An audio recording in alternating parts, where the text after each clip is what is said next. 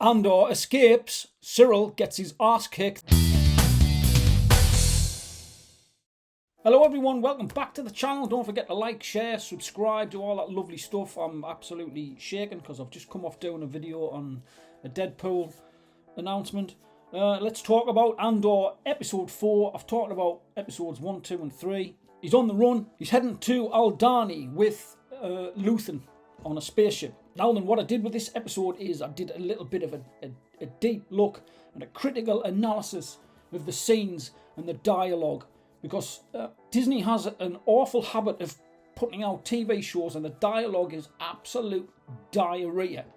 It's all filler and bullshit in my estimation. But this episode was very different. Some people say the show is boring as hell, for want of a better word. This episode, I enjoyed the episode, but I enjoyed it because I was looking at it from a critical point of view and I was analysing all the dialogue and I was looking at the subtext and the hidden meaning behind what people were saying, and it's excellent. If you go into this episode looking for action, you're going to be sorely disappointed. It furthers the story, it introduces some new characters, it gets Andor away from the planet that he was trying to escape from, and he's introduced to what are the beginnings of the rebellion. Right, so what do I mean by analyse the dialogue? The first 10 minutes gives you so much information. I marked it down after I watched the first 10 minutes. Little things like the heading to Aldhani, the Luthen makes a jump to light speed, if you like. Andor said something like, I've been on a Fondor Hallcraft before and I've never seen it do that. So what does he mean by that? He obviously means that he's never seen a Hallcraft go into light speed. So that tells you something about the character of Luthen. Is he well funded? Because that would take a lot of money to convert a ship like that to be capable of light speed. That was one interesting thing that I found. The dialogue on the ship between the two was good. It was flowing. It felt natural. There was nothing where they were telling the audience like they do in other shows. If you look to the subtext of what is going on, it tells you so much more. Luthen spends time trying to convince Andor to join the rebellion. So they have a bit of a conversation. Andor says, what are you? Are you Alliance? Sep, meaning separatist? Guerrilla partisan front? Luthen replies, isn't it all the same? Andor says, yes, it is to me. Meaning he doesn't really care much. Basically, it boils down to Luthen saying to him, look, you're gonna die at the hands of the Empire anyway. Why not, instead of doing stupid little things and stealing and spitting in the food, why not do something massive, be part of something bigger, hit them harder? It's a great exchange on that ship. Watch it and you'll see what I mean. For a Disney TV show, I thought it was brilliant. At the end of the conversation, Andor asks, what is it we're going to do? And he says, we're going to steal the entire fucking payroll for the garrison for the month. Now then, we move on. The next thing we see is Coruscant. Hurrah! Coruscant. Everybody remembers Coruscant from the prequels. We end up at the Imperial Security Bureau. So we end up in a room, a committee meeting type scenario, full of Imperials. They've got the white uniform on. There's a guy sat in the middle, who's obviously the head of the Security Bureau. Old fella, British, which makes him more evil, obviously. What you would expect in a show like this, or what you would expect from Disney from looking at past experience, they would probably just go into the whole Ferrix thing, where the security company massively effed up, and there was people killed, and there was things stolen, and Andor got away. You'd think they would just go straight into that, but no, they don't. They have a little conversation about things that are going on in each sector, and the head guy's taking information, and he's pretty much, he's quite cynical, and he berates his subordinates, if you like, which gives an insight into what kind of character he is. He's very strict, very awful, very belittling of his colleagues and commanders, which is great. And then he asks, this is a great exchange by the way, he asks, what is our purpose? What do we do here? What are we actually here for? And then the character of Dedra pipes up. Now then, you would expect, it's another strong female protagonist. She's going to be arrogant, she's going to be subordinate, she's going to disagree with everything, and she's going to be awful and super powerful. No, she's not. She's put in her place by the lead guy, who's called Partagaz. And this is what she said. I had to write it down because it gives so much to her character. We're here to further security objectives by collecting intelligence, providing useful analysis and what the fuck does that say? Providing useful analysis and conducting effective covert action, sir. And he says, yes, that's, you're wrong.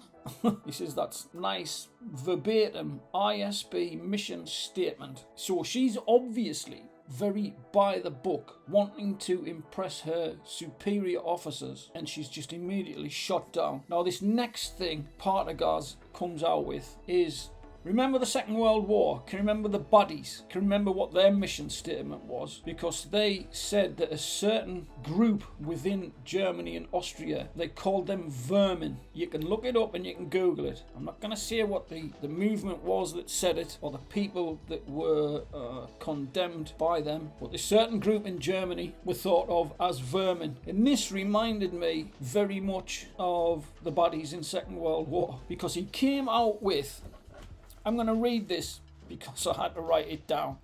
No, we are effectively healthcare providers. We treat sickness. We locate germs. Can you believe he said that? We locate germs from either within or outside. The longer we wait to identify a disorder, the harder it is to treat the disease. The implications of this run very deep. Whoever's written this is just, it's not next level, because Disney's level's down here, right? I'd have to go under the table. And then this is just such a clever piece of writing. It's up here somewhere. I'd have to stand up, but I don't really want to.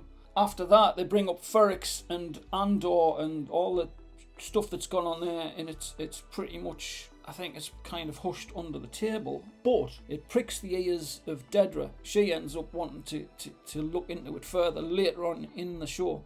This is only like 15 minutes into the show, and already we've got brilliant writing. It's not the most exciting episode of TV ever. It's just, if you look deeper than what people do, people are now looking at TV shows at face level, face value. Have a look, see what I mean. Try and analyse what's being said, and you'll see the subtext in nearly every scene that we look at.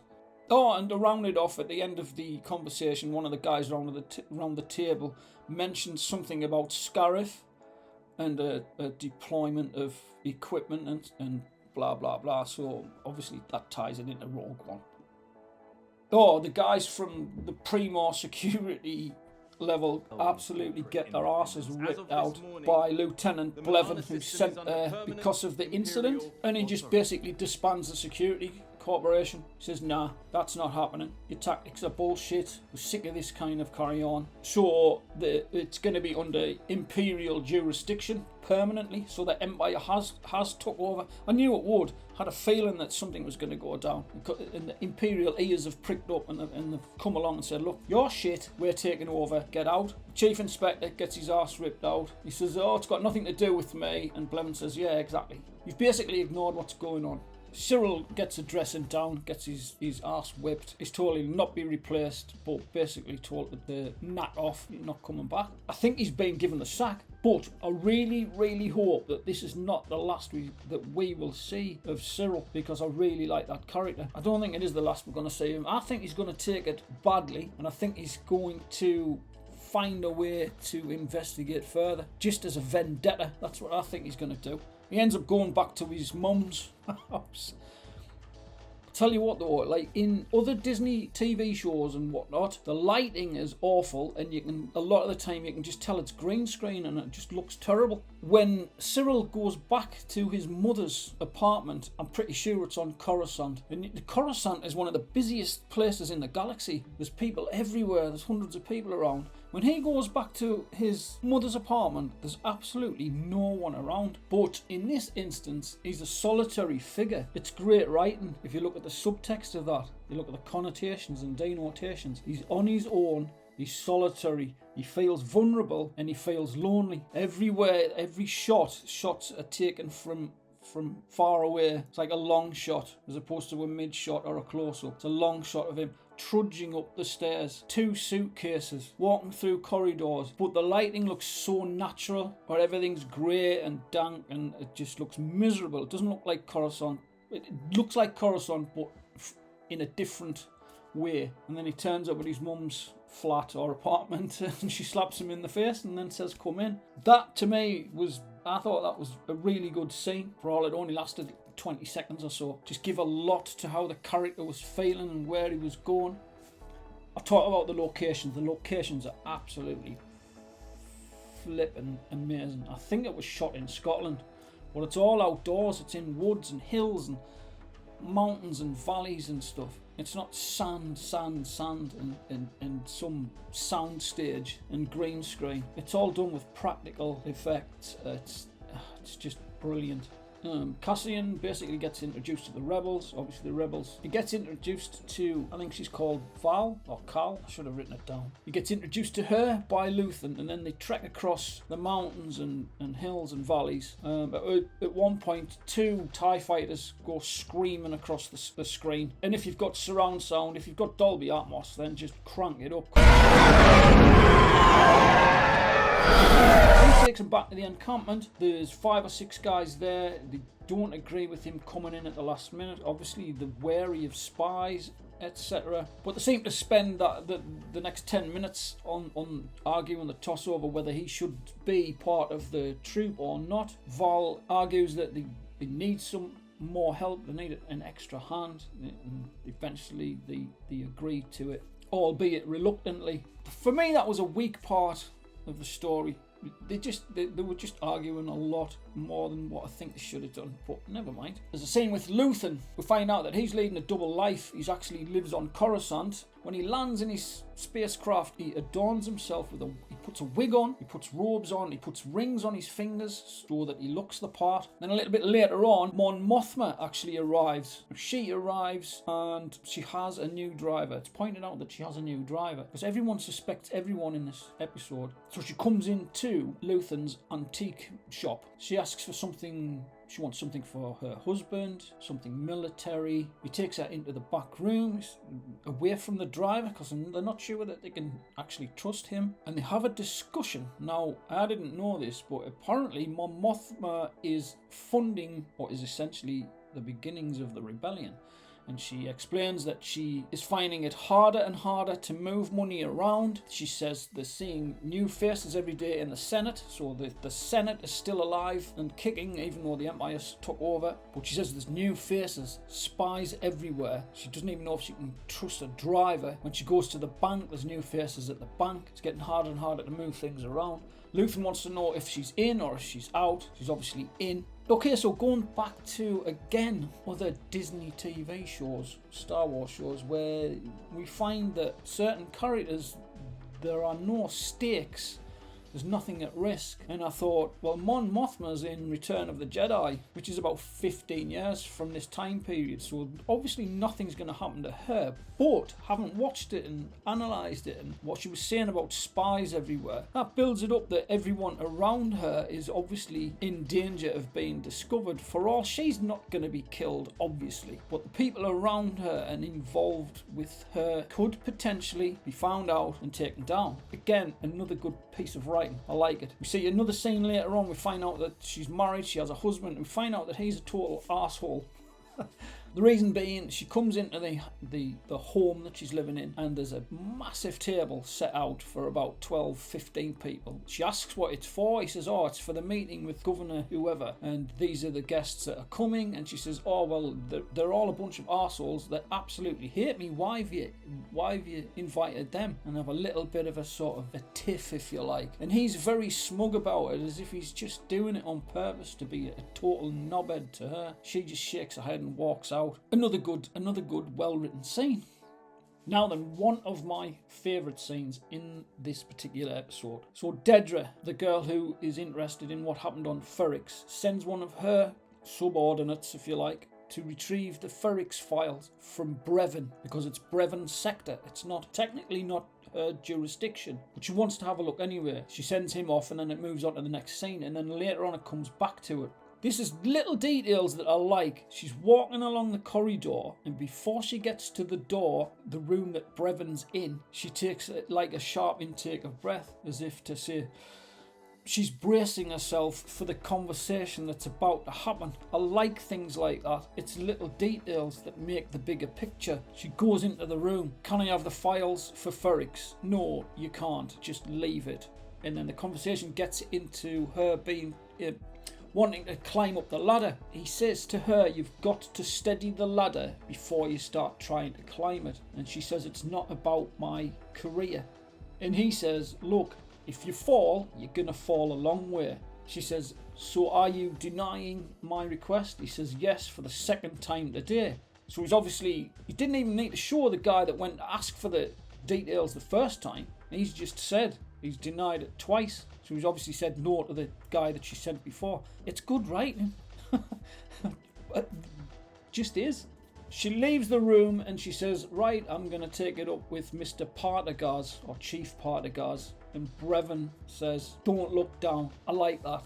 That's a nice little touch. She goes to see Partagaz, and you've seen before in, I'm going back again to Disney and other movies where the women are kind of belittling men just to elevate the woman's stature, if you like. Seen it before. I'm not going to go into detail, but they normally write female characters in an annoying way, let's say, without getting into politics. Partagaz absolutely just puts her in her place. He kind of belittles her and denies her request and says, look, just do your job, do what you're asked to do. We'll give you this little task to perform. Keep away from Brevon, it's his sector, nothing to do with you. And she looks pretty hacked off, so you know she's gonna try and go against his orders. I think she's going to make it a bit of her own sort of vendetta, because she finds out that the box for the NS9 Pathfinder or whatever was stolen by Andor belonged to her. It's part of whatever sector she looks after. It was stolen from her inventory. So she's going to go after it. She's going to go after it. Cyril's going to go after him. So he's going to have those two on his ass, I think. That is my prediction. And then it goes back to the rebels in their encampment. They show Andor what their plan is. It's a decent enough plan. They're going to steal some freighter or haulage craft, and it explains how they're going to do it, because there's TIE fighters in the garrison, and they'll be on your ass in minutes. And that's about it. The only thing that I didn't like about the episode is the ending was just a bit abrupt. It wasn't really a cliffhanger or anything. It was just, here's the plan, and then it was Andor just staring off into space, and that was it. Fade to black, but I enjoyed it. But if you're looking for action and laser fights and blah blah blah, spaceships crashing into each other, you're not going to get it. But I would advise you to go in with an open mind and try and analyse it for yourself. Think about the points that I've made here today and go in with that, and you'll see what I mean. You'll see how clever the writing is.